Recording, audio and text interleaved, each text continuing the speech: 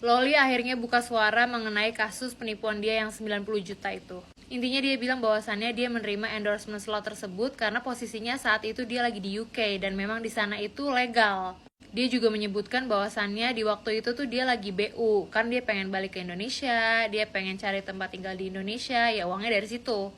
Dia juga minta maaf ke keluarganya Fadel yang secara nggak langsung terbawa ya dalam masalah ini. Katanya di Indonesia nih dia ditampung sama keluarganya Fadel, diarahkan, katanya kerja tuh yang halal-halal aja deh.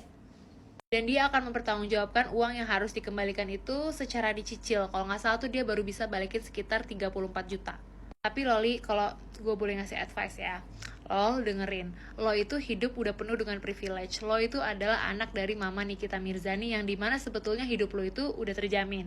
Tapi itu kita udah tutup buku aja karena lo udah di drop out dari kartu keluarga dan lo kayaknya udah gak dianggap anak lagi. Nah sekarang karena lo udah memilih jalur kebebasan, lo kan maunya bebas nih, gak mau dikekang, pengennya pacaran, joget-joget, silahkan. Tapi gue cuma pengen ngingetin bahwasannya hidup itu butuh duit.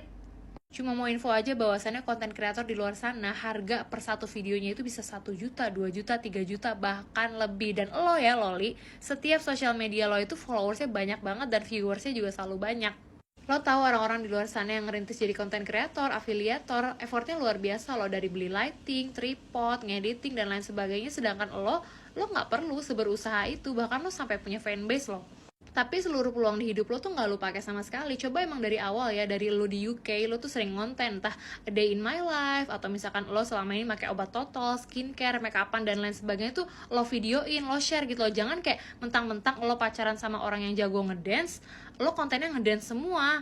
Gak penting. Dan belajarlah menerima tanggung jawab ya Loli. Misalkan lo menerima endorsan nih, ya lo selesaikan. Misalkan lo mau nge-cancel endorsan itu, lo kira-kira sanggup nggak ngebalikin uang yang udah mereka kasih? Kalau nggak sanggup, ya lo selesaikan.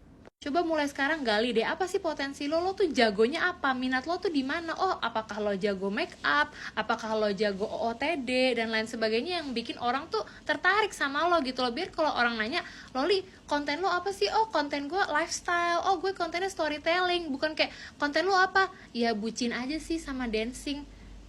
Bikinlah a day in my life, dalam seharian tuh lo ngapain aja. Atau mungkin storytelling lah, lo kan dari dulu sering keluar negeri, sering punya pengalaman ini itu, ceritain. Orang Indonesia tuh suka lo ngeliat kebahagiaan orang lain. Dan lo udah punya privilege-nya, kayak ibarat kata modalnya tuh udah ada semua, tinggal lo aja gerak, jangan males.